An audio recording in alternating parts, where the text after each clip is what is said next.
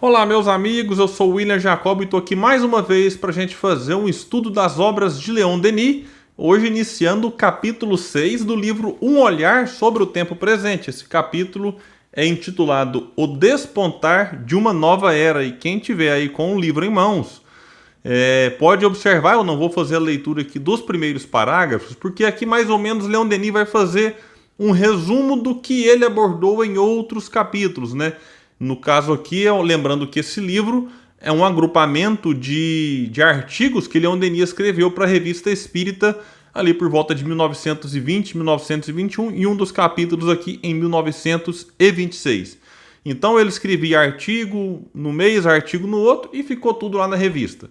A editora Celd fez uma pesquisa muito bem feita, encontrou esses artigos que tinham a ver então que com esse tema que eles colocaram, um olhar sobre o tempo presente, que virou título do livro, repito, e aí fez a tradução e, claro, publicou. Então a gente observa aqui que Leon Denis ele ia desenvolvendo um raciocínio ao longo dos meses. E aqui então ele faz esse resumo do que ele havia falado nos meses anteriores. Eu chamo a atenção aqui para uma parte, quando ele fala assim: as terríveis lições da guerra demonstraram a extensão do vazio e o perigo das teorias materialistas, e o pensamento se voltou para outros horizontes.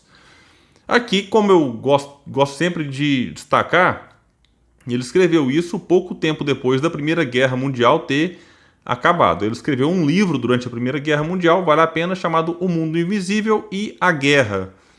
Vale lembrar aqui agora que ele faz uma reflexão baseado naquilo que eles viviam no momento. E William, mas o que tem a ver a gente falar de Primeira Guerra Mundial e falar aqui agora? Sim, porque eu gravo este vídeo, talvez alguém vai assistir no futuro, a pandemia já tenha passado, mas no momento, enquanto eu estou gravando, a pandemia continua. Então a gente ainda tem que seguir alguns protocolos, algumas medidas, né, para nos proteger, uso de máscara, evitar aglomeração. Então algumas coisas ainda são necessárias quando eu gravo isso. E nesses momentos de dificuldade, como era na Primeira Guerra Mundial, como é na pandemia, claro que cada situação traz uma dificuldade diferente, enfim, cada situação traz um sofrimento diferente. Lá como agora, é muito comum que as pessoas vivam um misto de sentimentos, de sensações.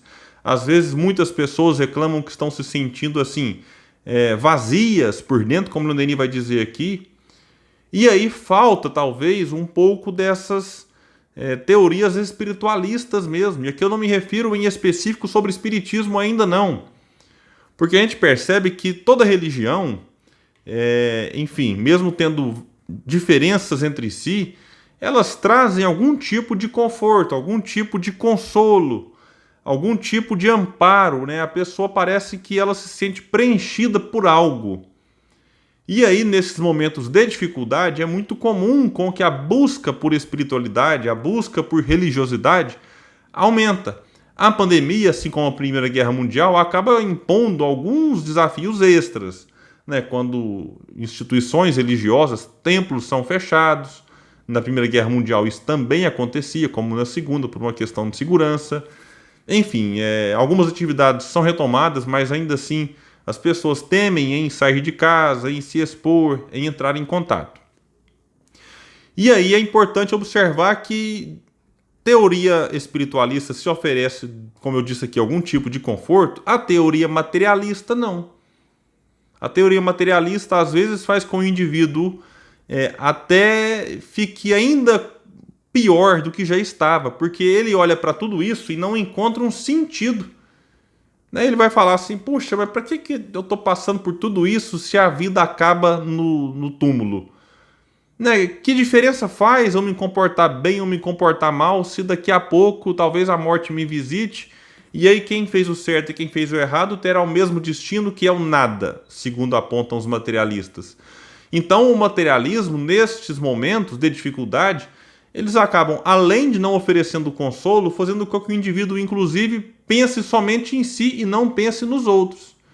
Então, é importante a gente olhar para essas questões e aí sim trazer a reflexão para um ponto do espiritismo. Porque tudo bem, como eu disse antes, o espiritualismo, de um modo geral, traz algum tipo de consolo. O espiritismo traz um pouco mais, que é um consolo apoiado na razão. Não é mais eu acho que isso vai acontecer ou eu acho que cada um colhe aquilo que planta. É eu sei porque os espíritos ditos mortos voltaram e me falaram. E não é me falaram de uma maneira que a gente vai duvidar depois e falar, ah, isso aqui é fraude. Não.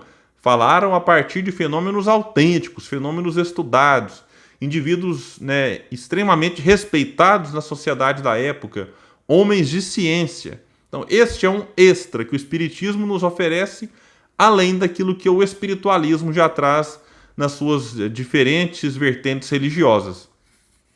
Continua Leon Denis falando aqui então, que uma nova era abrir-se-á para ele, segundo a expressão usada por um eminente espírito que, na Terra, usava um nome ilustre, mas Denis não fala qual é esse nome. A gente fica curioso, mas ele não conta.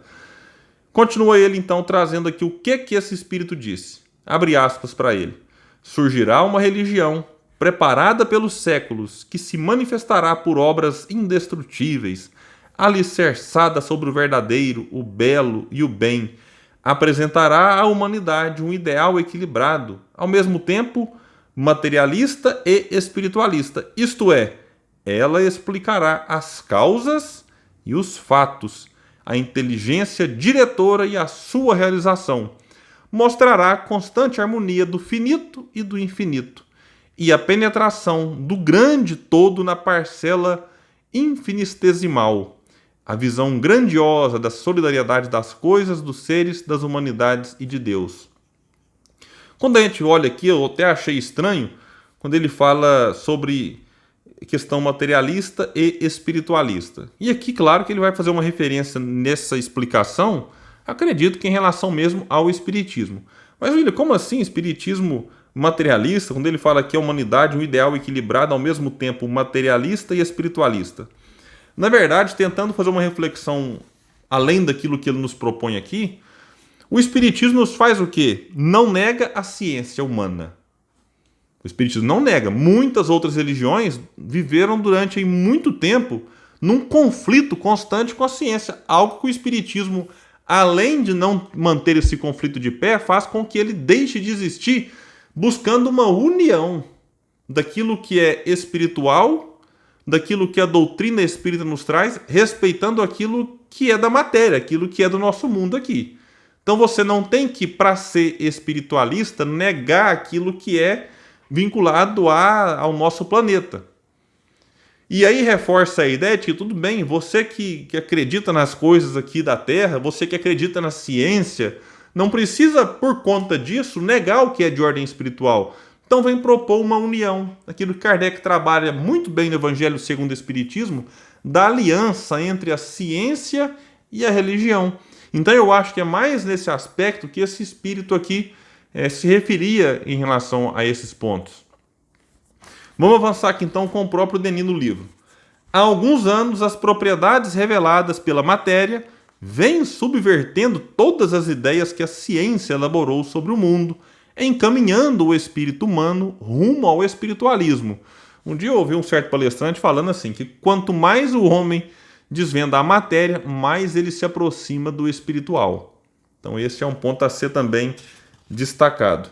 A análise da substância nos conduz de grau em grau a um estado sutil que raia a espiritualidade e liquida as bases do antigo materialismo. É mais ou menos isso que Leon Denis vai nos dizer aqui. E continua ele. Para compreender a ordem universal e as suas leis profundas, seria preciso contemplá-las não externamente, como fazemos, porém do alto, libertos das condições de tempo, espaço e gravidade. E destaca ele, o que é difícil para nós, estando enclausurados na carne. Contudo, possuímos um instrumento admirável para penetrarmos o mundo espiritual, o nosso espírito, que pode nos fazer compreender e constatar a vida invisível. Para tanto, basta desenvolver os nossos sentidos interiores e adquirir a percepção do mundo psíquico. Veja como é bacana isso que Leon Denis fala. Olha, você não precisa esperar desencarnar para ter noção desse mundo espiritual. Ele fala, dá para ter essa sensação aqui enquanto encarnados. Talvez o que ele nos fala aqui fica um pouco distante para todos nós, mas quando a gente observa, por exemplo, a própria experiência da alma enquanto o corpo está dormindo. Kardec vai trabalhar isso ali por volta da questão 400 e pouco do Livro dos Espíritos.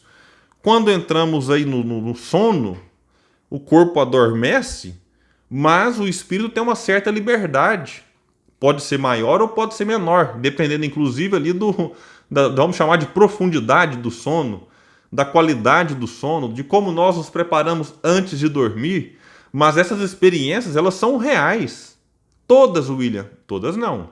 O Denis vai trabalhar muito isso no livro No Invisível, falando aqui dos tipos de sono, inclusive, né? De que tem sonos mais profundos e que dá mais liberdade para o espírito.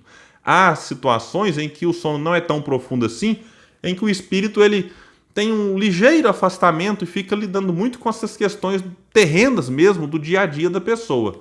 Então, nem todo sonho que a gente acorda, sonhei com Brad Pitt, quer dizer que eu encontrei com ele no mundo espiritual? Nem sempre, né? Às vezes a gente dormiu ali, e às vezes antes de dormir a gente acabou de assistir um filme com Brad Pitt, então é natural que a nossa mente fique um pouco encharcada com aquelas informações que a gente, ao dormir, tenha talvez um registro nesse sentido. Mas não dá para negar que existe sim experiências espirituais durante o sono. Quantos relatos nós temos ao longo da história, por exemplo, de indivíduos que, quando acordam, têm uma lembrança de algo que daqui a pouco o telefone toca e vai dizer que aquilo que o indivíduo sonhou aconteceu. O que isso quer dizer?